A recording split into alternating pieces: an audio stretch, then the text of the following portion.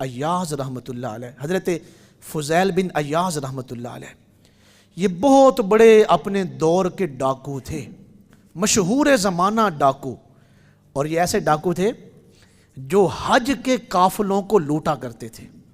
اس دور میں جو لوگ حج کے لیے جاتے وہ اونٹوں پر یا گھوڑوں پر ان کی سواریاں ہوتی یا پیدل قافلے جاتے، اور وہ قافلے کئی افراد پر مشتمل ہوتے.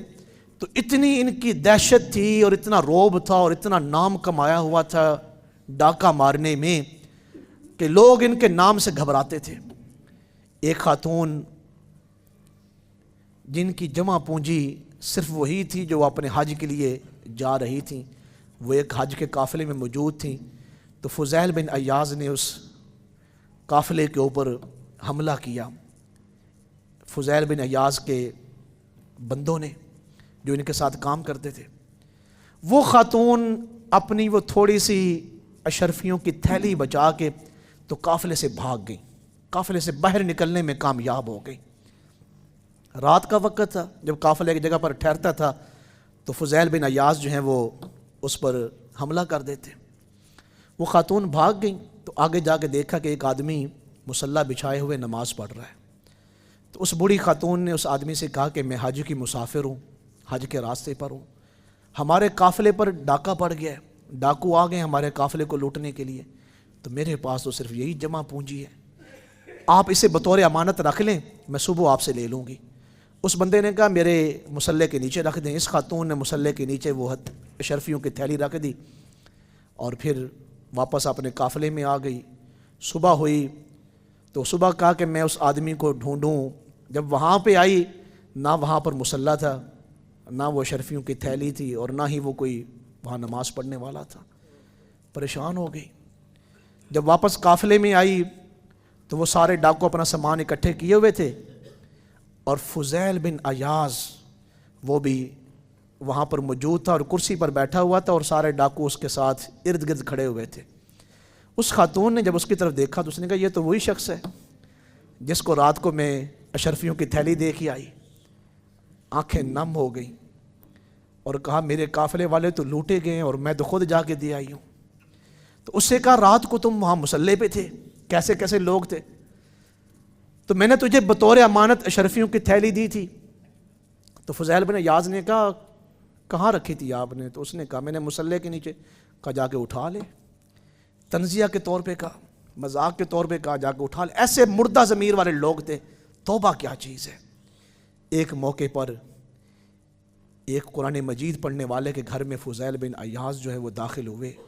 تو وہ قرآن مجید پڑھ رہے تھے تو ایک آیت مبارکہ پڑھ رہے تھے، کیا ان لوگوں کے لیے ہدایت کا وقت نہیں آیا، یا ان لوگوں کے لیے وہ وقت نہیں آیا کہ ان کے دل اللہ کے خوف سے کانپ جائیں.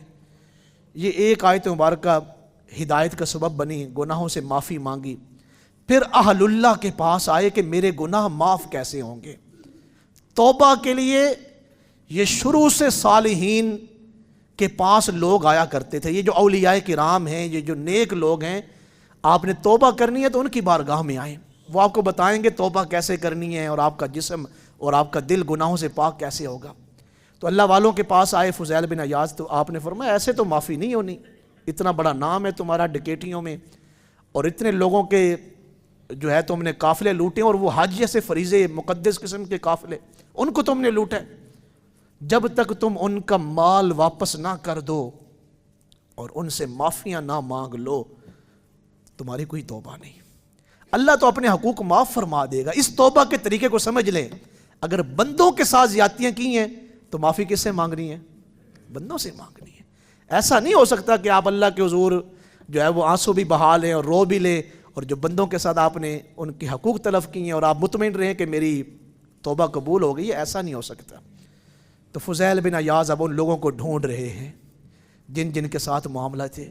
سب لوگوں کو ڈھونڈا، ان کو پیسے واپس کیے، جو جو ان سے لیا تھا ان کو واپس کیا، ان کے سامنے روئے دھوئے، معافیاں مانگی، ان کو مطمئن کیا.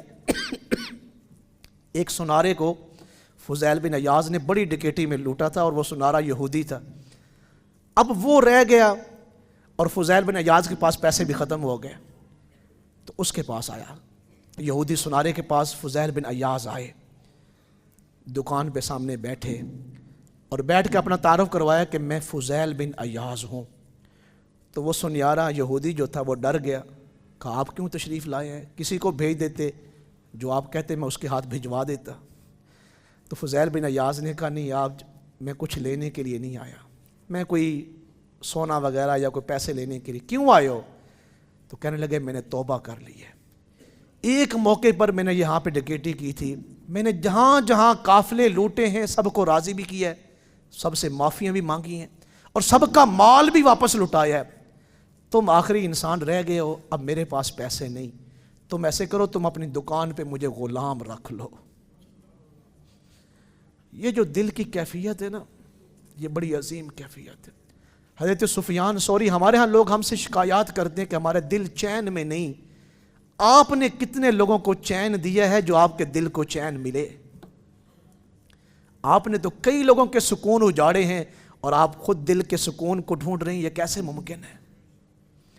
حضرت سفیان ثوری رحمۃ اللہ علیہ، آپ نے ایک مرتبہ مجمع میں کہا سفیان ثوری کے دل میں اللہ نے جو سکون عطا کیے ہیں، جو سکون رکھے ہیں، اگر دنیا کے بادشاہوں کو پتہ چل جائے کہ سفیان ثوری کا دل اتنے سکون سے بھرا ہوا ہے، وہ سفیان ثوری کی گردن پر تلوار رکھ دیں اور سفیان ثوری سے کہیں کہ جو جو سکون تمہارے دل میں ہے یہ ہمیں بھی کچھ سکون دے دو.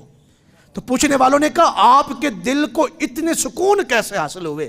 تو حضرت سفیان ثوری نے فرمایا میری زندگی کا کوئی لمحہ بھی ایسا نہیں گزرا کہ وہ لمحہ حضور کی سنت کے خلاف گزرا ہو. میں نے اپنی زندگی کا ہر لمحہ سنت مصطفیٰ کے مطابق گزارا ہے. اللہ نے میرے دل کو سکون سے بھر دیا ہے. آج بھی یہ قیامت تک جو سکون کے متلاشی ہیں ان کے لیے یہ پیغام ہے، یہ ان کے لیے بہترین وظیفہ عرض کر رہا ہوں. جو سکون کی تلاش میں ہیں وہ اپنے آپ کو سنت رسول میں ڈھال لیں. اور سنت رسول کیا ہے؟ حضور نے تو کبھی کسی کو تکلیف نہیں دی، حضور نے کبھی کسی کو گالی نہیں دی، سرکار نے کبھی کسی کا حق نہیں مارا، سرکار نے کبھی کسی کا برا نہیں چاہا. حضور علیہ السلام تو غمگین ہو جاتے تھے. حریص علیکم، کسی اجنبی کو بھی تکلیف میں دیکھتے تھے تو حضور غمگین ہو جاتے. فقیروں کے ساتھ مدد کی ہے، کمزوروں کا حضور نے بوجھ اٹھایا ہے، غلاموں کے ساتھ محبت کی ہے. اگر اس طرح کی زندگی ہم گزاریں گے کہ ہماری زندگی میں کسی کے ساتھ کوئی زیادتی نہیں، تو ہمارا دل جو ہے وہ سکون سے مزین ہو جائے گا، سکون سے بھر جائے گا. فضیل بن ایاز نے کہا پیسے ختم ہو گئے اور باقی جہاں جہاں میں نے ڈکیٹیاں کی تھیں سب کو راضی بھی کر لیا، ان کے پیسے بھی لٹا دیے. تم رہ گئے ہو. جب تک تمہاری قیمت پوری نہیں ہو جاتی میں تمہارا غلام رہوں گا. جو تم مجھ سے کام لینا چاہو میں حاضر ہوں، میں وہ کام کرتا رہوں گا. میں اللہ کے حضور اس حال میں جانا چاہتا ہوں کہ میرے دامن میں کوئی گناہ باقی نہ ہو. تو اس یہودی نے کہا فلاں دکان کے اندر فلاں کونے میں سونے کی ایک تھیلی پڑی ہوئی ہے، وہ لے کے آئیں. ٹھیک ہے آپ کو رکھ لیتے ہیں. فضیل بن ایاز گئے، وہ تھیلی اٹھا کے لائے. جیسے ہی سنیارے نے تھیلی کھولی تو کہا واللہ اے فضیل، اللہ نے تمہاری توبہ کو قبول فرما لیا. تو فضیل بن ایاز حیران ہوئے، کہا یہ تم کیا کہہ رہے ہو؟ کہا میں نے تورات میں پڑھا تھا جب کوئی آدمی سچی توبہ کر لیتا ہے اور اس کی توبہ قبول ہو جاتی ہے، اگر وہ مٹی کو بھی ہاتھ لگائے تو وہ سونا بن جاتی ہے. اس تھیلی میں مٹی پڑی ہوئی تھی جو تم اٹھا کے لائے ہو، اپنی آنکھوں سے دیکھو یہ سونا بن چکی ہے. ایک توبہ تو ایسی کریں کہ آپ اپنی زندگی میں جون سا بھی عمل کریں وہ آپ کو پتہ چلے کہ میری توبہ اللہ کے حضور قبول ہو گئی ہے. رمضان المبارک کا مہینہ توبہ کرنے کا مہینہ ہے.